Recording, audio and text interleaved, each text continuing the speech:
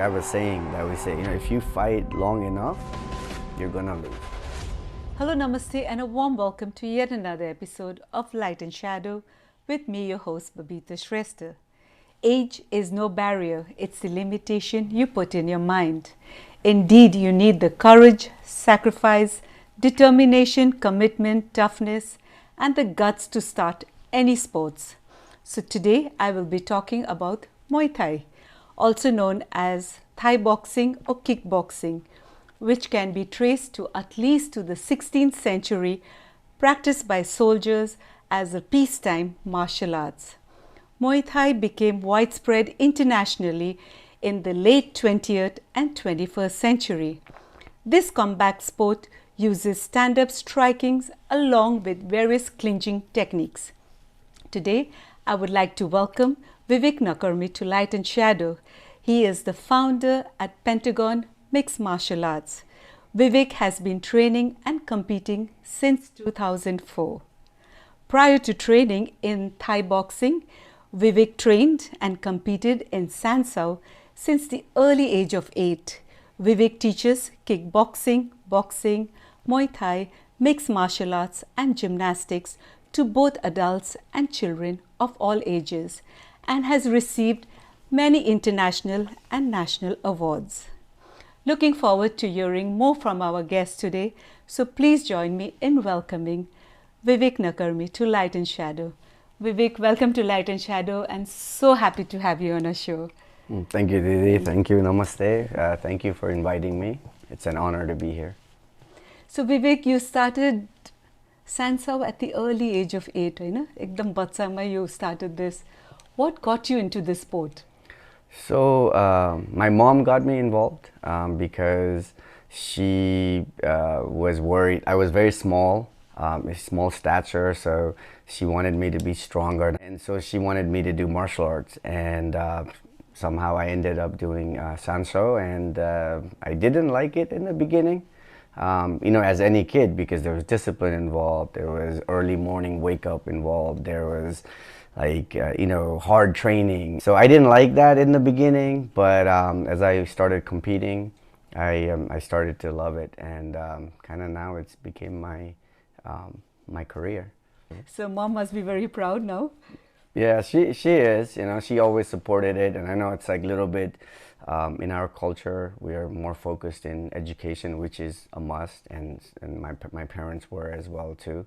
But my mom always thought, not just for me, but my sisters as well, that we should do extracurricular activity, and which we chose martial arts. So that's a good practice, because anything that's besides education or bookworm, it helps also the physical aspects of life. Right. So now you're an instructor and coach. Why Muay Thai? So it's funny. I watched Jean-Claude Van Damme's movie in I think it was in early 2000. It's called, I think, Kickboxer, and many people got inspired by it and they started Muay Thai. And so I took a journey to Thailand after I graduated from high school, and me and one of my friends. So we were like, hey, let's go train Muay Thai. I've done martial arts, and let's learn some more, because it wasn't big in US at the time. So many people didn't know. So we went to Thailand to learn. I stayed there for 3 months in a camp, and fell in love with it. So nice. I'm one of the many people who didn't know about Muay Thai, so I have to confess. But what is unique about this Muay Thai? So Muay Thai is, what I like about Muay Thai is your physical conditioning, your mental toughness, and you have to kind of perform in that, during stress, right? So you have to perform in pressure. And that's what I like. And a lot of times what people think is okay, just two people going at it, punching, kicking, and kneeing, and grappling. But there's a lot of mental chess match that happens, and that's what I enjoy. I like the concept of using the tactics and it's much more than just the physical part of it. But physical is given because you have to do it. It's a combat sport. So it's like also a stress relief? It's a huge stress relief. So, we have a lot of students in our academy that come and they train. They don't compete, but they come to get exercise, to kind of like, help them with day-to-day day stress. So, just like any exercises, that, doing Muay Thai, you're moving, you're training, you're sweating, right? But it becomes much more fun when somebody's guiding you versus like if you go in the gym and just be on a treadmill. It's boring. And we have a sense of community that you're meeting with another individual. And so when we're training together in a team environment, it creates that special bond, and that's what keeps them motivated to keep coming back. So to follow any activities, is there a specific diet we should follow? So, I mean, it depends on what you're doing. It's about hazurle like competition garnu bhaycha bhane, like yes, you have to have a specific diet, and that also depends on which weight class are you competing in. Either heavier or lower. So if you're heavier, then we put you in a high calorie diet, but cleaner, right? And then if you have to lose weight, then we put you in like a diet where like there's going to be 6 weeks or 8 weeks plan with your training to lose weight and get lean. And a lot of people like about Muay Thai or kickboxing is that, or any kind of special like activities, right? Is that they like the way they look and feel, right? And then so somebody told me once that they said, hey, just work hard just one time for 6 weeks, and then after that, how you feel and how you look, it's going to be addictive. So then you don't have to like push yourself to do it because you're going to do it automatically. Okay. So it depends on what you're doing, and any kind of diet is what are you trying to achieve, right? So in my case, so if when I'm competing, I'm in a strict diet. I don't like to call it diet because when you say diet, so first three like letter is die. So mainly like you're eating well, you're eating on time. That's the most important part of dieting, is like not just eating like clean food, but you have to continually feed your body, like continuously feed it, so that way you're ready to perform and you're ready to work out, you have energy. So Vivek, we spoke so much about diet, and staying fit, and it's a good tip. How did you decide to become an instructor or coach for Muay Thai? So first you train. I trained for many years, and I had great impact from a positive impact from my instructors, which that's the reason that what I'm doing today as instructor, and it's my career now, and they made a huge impact. So after my fight career, I said, maybe that's what I want to do and impact so many other people's lives. So you started doing Muay Thai. It's not common in our, I should say, I'm being illiterate. It's not common in our Nepali community. Am I right or wrong? Yes, it's not common, and you're not being illiterate because it's like when you hear fight, right? When you hear martial arts, and I think with Nepali community, it has changed now. But when I was growing up, it was more like study, go to school, get a job, and that was like kind of the cycle. And my parents were a little bit unorthodox, and they were like, just do what makes you happy. And when I was doing things that I was doing back then, I know I wanted to be a champion. I wanted to work hard. I enjoyed training with my friends and teammates, but I didn't know what I was gonna do in future. But now when I look back, and it kind of all the dots connects. So Vivek, what are the main points of contact? What are the vital points to Muay Thai? Like the rules, you The mean? rules or whatever. I don't know Right. anything about this. So Muay Thai is like, also referred as kickboxing in Europe or Americas, and so we call art of eight limbs, which is you're allowed to use boxing, so you have two hands.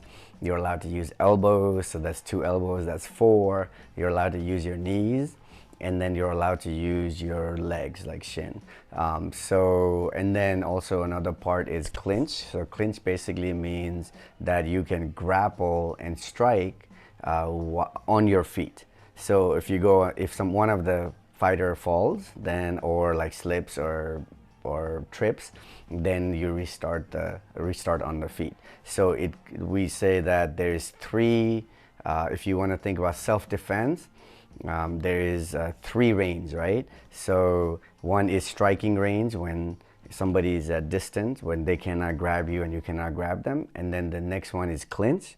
And then the third one is on the ground. So this is just for hand to hand. The art of eight limbs is that you're allowed to use like eight parts of your body, which is like, your fist, two fists, and then your elbows, two elbows, that's four, and then your two knees, right? So that's six, and then your 2 feet. Okay. So that's why it's called art of eight limbs. Okay, that's interesting. And how has Muay Thai influenced your life? So I think Muay Thai, or generally like in any martial arts or sports that I've done, it taught me that like to persevere, first thing, right? Because you are under pressure, like when you're competing. All eyes on you. You're in the ring, it's you and your opponent, who is just as equally strong and equally talented as you, but continue to like work under pressure, to how not to get hurt and how to attack and what angles to attack from. So because of that, and that has kind of helped me in my personal life as well, to where it taught me to kind of keep going, keep fighting. When time gets tougher, you have to be tougher than the time to kind of survive. So it has helped me a lot, because of what the art teaches you, right? Like I mentioned earlier in the beginning, which is mental aspect of it, physical aspect of it. So mentally, it never let me quit, and I was on autopilot, and I'm glad that the business is thriving now and not just survive. And I got to learn a lot of new skills because of COVID, right? What does it feel like when you're in that spur of the moment? So it goes through a lot. Once you're in the ring, it's like you're just focusing on the process, right? So what I mean by process is like trusting your training, trusting your coaches that has put in time.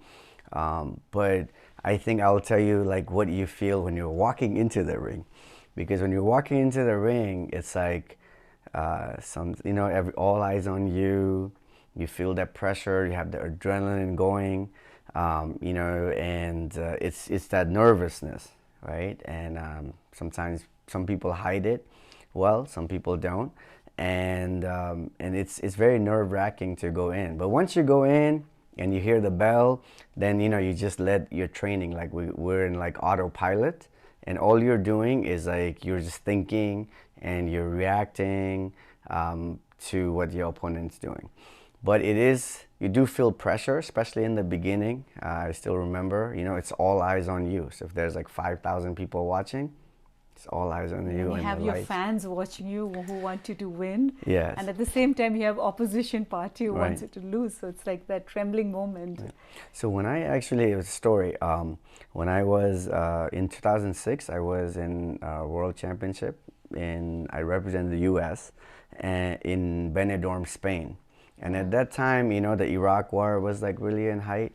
So anytime you said like you're American, like they didn't like. And I remember like them booing and throwing stuff at you while you're walking in. But that was kind of scary and I was also younger. So but you overcome that, and that all happens through the process, the training that you get, and you learn to tune it. And all you hear in the ring is one voice, which is your corner Okay. instructor, Okay. their voice.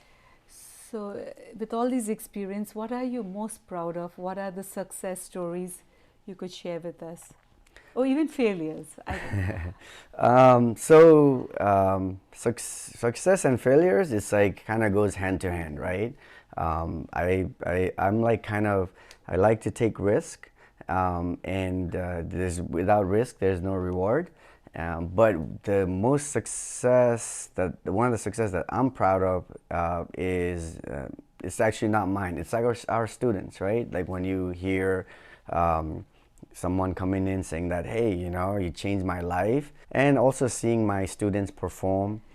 So, before becoming an instructor, you were a fighter yourself. So, what were the challenges like if you didn't win when you were on the ring and you got off? I don't know if you won all of them or you didn't win all of them. How did it feel when you didn't win?